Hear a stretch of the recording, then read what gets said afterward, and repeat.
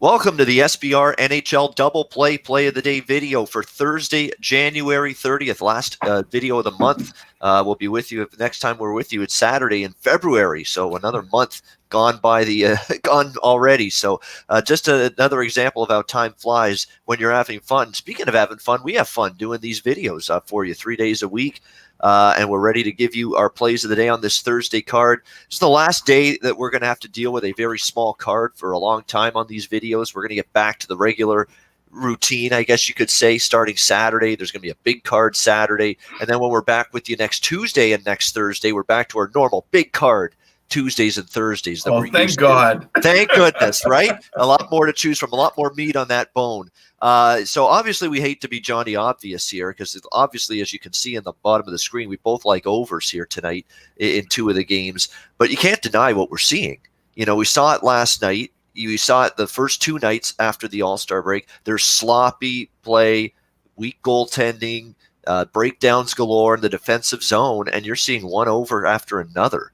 And it's one of those situations where, yeah, at some point things will settle down a bit again. But until you see evidence of that, it's hard to argue with the fact that it's been a high-scoring 3 nights of NHL action since the All-Star break. I do have to touch on, before we get into plays of the day, that Calgary-Edmonton game last night was as good as I've seen in a regular season. Wasn't it? Yeah. It had it all. It had good goaltending. I mean, Riddick and Smith had to make good saves.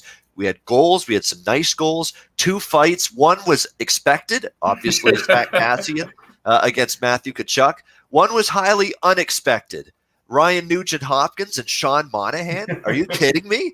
They dropped the gloves. And their fight was even more cantankerous, I thought, than the Tkachuk and it was like Monahan had made the dirty hits in the prior game, and Nugent Hopkins was boiling over the tipping point and that was the really passionate one. It was kind of funny to see that one break out. And that was no hug fest. That was no let's get in a bear hug and let's make it look good and let's. They were swinging. They were swinging. There was some vitriol, there was some anger, and there was some, as I like to say, some piss and vinegar behind those punches from both Monahan. That must be a saying in Ontario. I've never heard that. Yeah, it is. It's with a little gusto, a little venom, a little anger. Piss and vinegar. It's one of those old-fashioned terms, but it shows you how I'm getting old. But nevertheless, it was a great hockey game, and of course, Calgary wins in a shootout. Both of those teams right in the mix in the Pacific. Just wanted to bring that up because it was such a great hockey game. You don't always get those great regular season games where it's got a little bit of everything. It's got the goals, it's got the saves, it's got the hits, it's got the fights, it's got the intensity, and that game had it last night. Adam, let's start with your play of the day on this Thursday card. Again, only 3 games. We've got Nashville and New Jersey taking place in the game that you've selected, courtesy of SBRodds.com. Make sure you're checking out SBRodds.com every day for the best odds service out there, or free odds page out there to get the best line and price with all of your bets. And a reminder to check out all the great NHL content that SBR provides, the written content. We know you know how to find the video content because you're here right now on the SBR YouTube channel, but the written content, so many great people writing great articles, including Adam. Go to sbrvideo.com/NHL for the NHL content specifically. And Adam, you'll find his articles, Jimmy Murphy, and everybody that contributes written articles for NHL betting right there at sbrvideo.com/NHL. Certainly the Nashville Predators, I give them credit. I mean, they had a big lead, they blew the lead, and then they come back and actually beat Washington in a wild game last night, 5-4. New Jersey, they beat Ottawa 4-3 Monday night in their only game following the All-Star break. So Nashville's had 2 games since the All-Star break, just the one for New Jersey. The Devils, again, a team that, defensively, goaltending, that's where their question marks have been all season. Offensively, actually with Kyle Palmieri returning to the lineup for this team following the All-Star break, that's a big boost offensively for them. They scored 4 in the win against Ottawa. He actually scored one of the goals in that game as well, so that's certainly an aid for them. I don't like this Nashville team defensively at all right now. I can tell you that. I mean, they gave up 4 last night, 5 to Toronto. I don't like their goaltending. Doesn't matter who. Either of those Finns. The Finns are finished. not as it finished. Saros and Rene, I don't trust either of these goalies right now. They're not playing well. Of course, their defensive play in front of them has been weak as well. This has been a down season for Matthias Ekholm. Yeah. This is a guy that's been a shutdown blue line. There's only one guy on that entire blue line playing good, and that's Yossi. The rest of them are a mess as far as I'm concerned, and you're seeing it in Nashville's results. They're breaking down. Their penalty killing has been absolutely awful. And now that's probably a main reason why, certainly for me, it's a bet against team right now. Even though they won last night, I do give them credit for it. But this is not a team I'm really enamored with backing night in and night out. And I'm certainly enamored, though, with backing overs with this team in the foreseeable future. Adam, looks like you're thinking the same way with this game tonight, Predators and Devils. Yeah, just before we get into it, I woke up this morning to see a hockey buddy on Twitter, Chance, who I've been talking with quite a bit about NHL and some other stuff over the past year. He's a member of our Discord, and he posted a tweet this morning just saying he's taking a break, for the foreseeable future from gambling. And I just wanted to quickly comment on that because it's fun to break down cards, and it's great to hit winners and hit parlays and hit big dogs and get on a nice hot streak. But at the end of the day, regardless of what your goals are in doing this, you have to be very honest with yourself about what you are trying to achieve. And gambling is called gambling for a reason. You are putting money that you've acquired through your full-time job or whatever savings towards something that doesn't have any guarantee for return. And I think as much as I love to, promote what I do and, chat with Ian and other colleagues about, the games coming up, I think that it's something we just all need to be aware of and be supportive even through, the struggling times and the downswings. And, this week was the 10th anniversary of the Bell Let's Talk about mental health. And I don't want to ramble about this, but it's the mental strain that you can endure through the ups and downs of a season, for years on end are very prevalent in this industry. And so I just want to remind people that it's okay to take a break, and it's okay to say, I thought I would be good at this. I thought that I was smart enough. I thought I could beat the market. I'm not doing it. I can't afford to continue this way. And to take that break or to speak out to other colleagues, whether it's myself or Ian or, just some somewhat strangers on Twitter. There's plenty of also good people in the community that are there to say, I've been through this before, and encourage you to, do what you need to do to get in a better spot. So Chance he went boldly and just said, I'm taking a break. And Chance, if you're watching today, I hope that you'll reach out to myself or to anybody else that is in your circle just to say, I'm doing all right, or, I might be back in the future, but just let us know how you're doing, and I send the same message to others. So with that said, I'll get into the pick, but that was on my mind quite a bit this morning, so I just wanted to bring that up. And you know what? Before you get into your play, I want to comment too. That's a great point, and it's worth talking about. If you're not seeing the board well and you're struggling, take a break. If you've got personal issues that are bothering you, family, friends, relatives, I don't know, something personal in your life is causing you pain, causing you heartache, and you feel it's affecting your mind and clouding your thinking and clouding your process that you do daily when it comes to handicapping, don't bet. Don't handicap. Take the break, all right? There are other issues and matters that are a little bit more important in life, and you can't lose sight of it. Yeah, I mean, you need balance in whatever you're doing, whether it's professional goals or personal goals. You can't just be focused on this one thing every day, and I get in that mindset too. So, well said, Ian. Okay, so I'm on the over in the Devils Predators game for some of the reasons that Ian just mentioned there. Sloppy defense, inconsistent goaltending performances. It was also mentioned that Subban might be out. We know that Ellis is still out. That just adds to the, probability that we could see more carelessness and guys not knowing who they're supposed to pick up, tired legs, even coming off a break. because we're approaching that 55 game point in the season where even if you've had a week off, the Predators played last night. This is a third game in 4 days.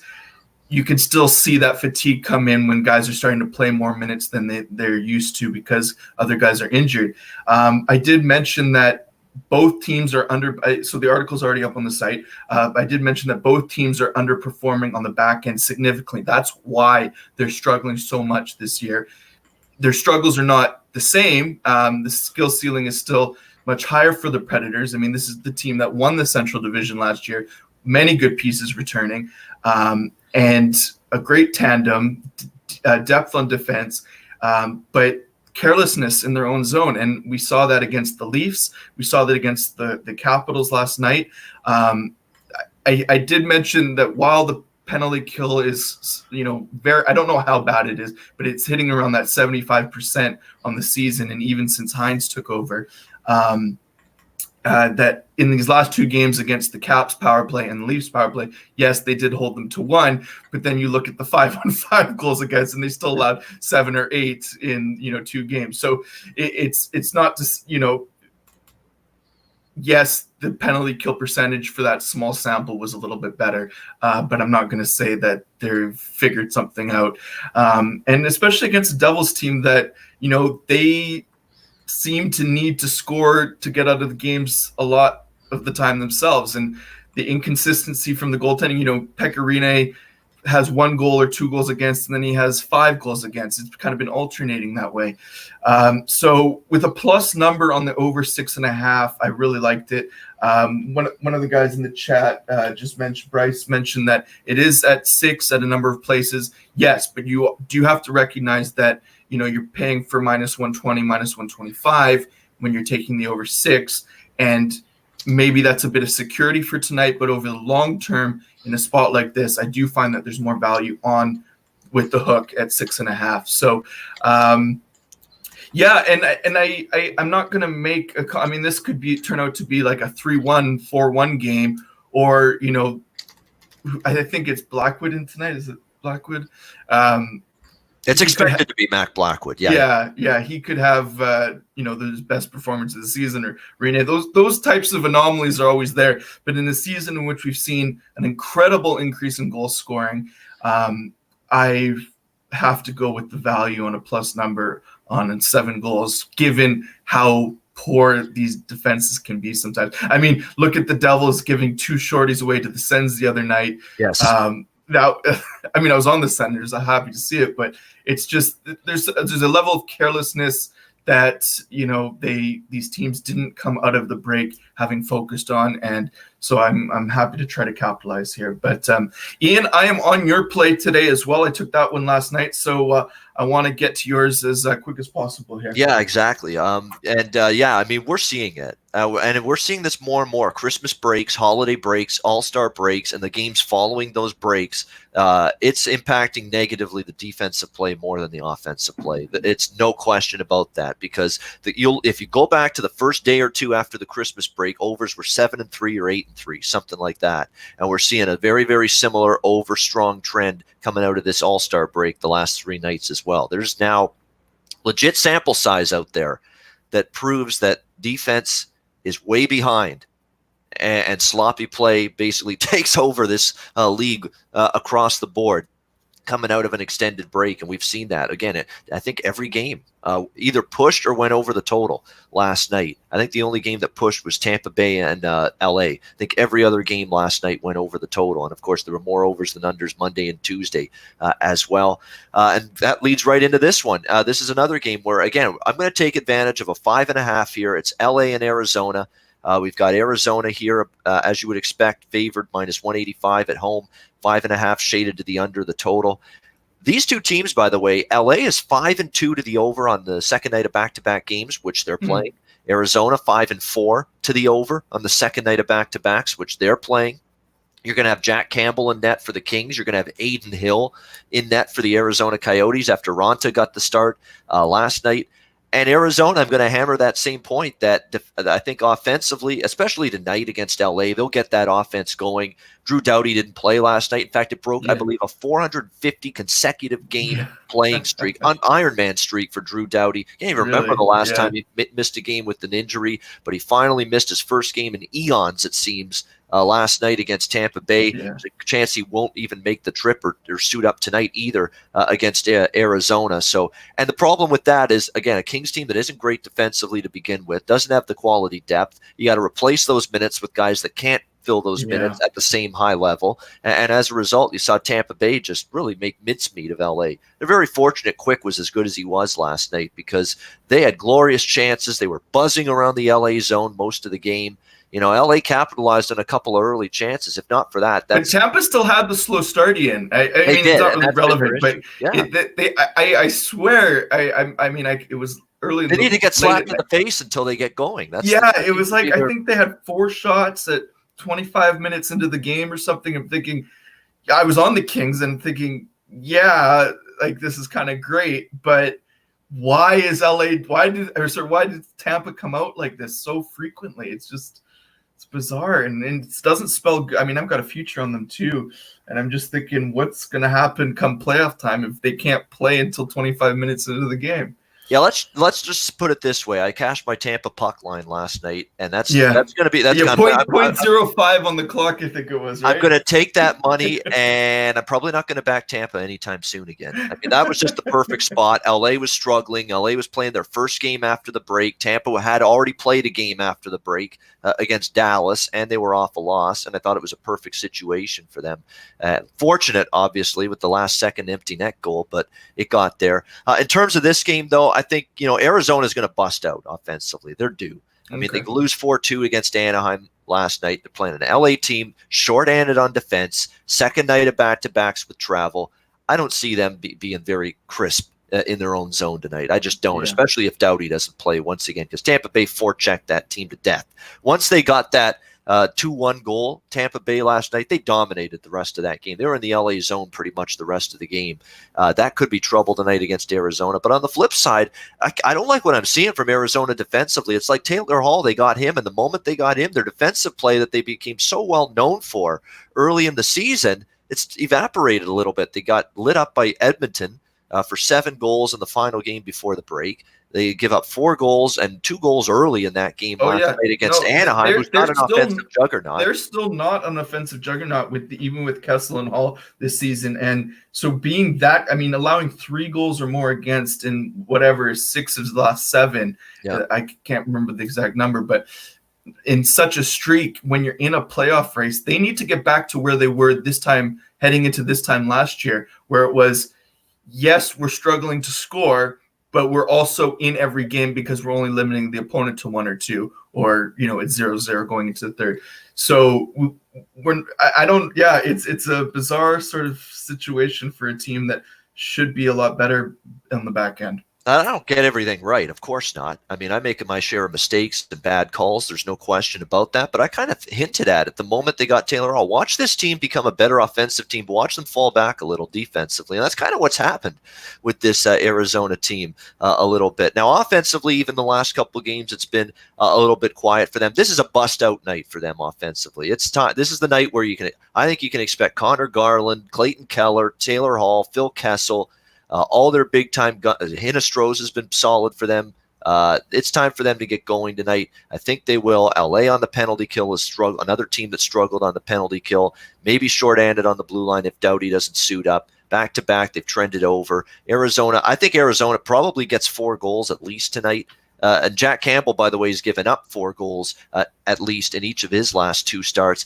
And I think he can get a couple from LA, the way Arizona's been trending downward a little bit defensively. And I certainly don't trust Ronta or Hill. They need Kemper back in there because Ronta's struggled. Hill's been inconsistent. And I think Hill's going to be inconsistent again tonight. That's why I don't think they're shutting down LA completely. And that's why I think this game goes over the total, a low number, 5.5 at a great price, plus 110. Kings, Coyotes over 5.5, plus 110, my play of the day. No, I like it a lot. And the plus number is the added value. I think I have it at 55% or something like that for the over. So It's great price, Ian. All right, let's Well, we're let's time to wrap it up. Yeah, and Yeah. one last thing I forgot to mention. Obviously, Arizona 2 straight overs and 4 straight at home to the over for Arizona. So 4 straight home games for them have gone over the total at the Gila River Arena. I like saying that name in Arizona. So that's it. Yeah, plays of the day. We'll recap them now. Adam has Nashville, New Jersey over 6.5 plus 104. If you want 6, there are some 6s available. So if you want that 6, you can find them. But for the purposes of the actual play, 6.5 plus 104, which Adam bet, and Ian, me, LA, Arizona over. Who's Ian? Oh yeah, it's me. LA, Arizona over 5.5 plus 110. So, it's earlier in the morning, earlier in the day here than it is over across the pond where Adam is. So sometimes I'm still. Sometimes I still refer to myself in third person. When, does Adam like this bet? No, Adam doesn't like this. Adam doesn't like it. It's like Jimmy from the Seinfeld episode. Jimmy. That's right. Yeah. Third person. Yeah.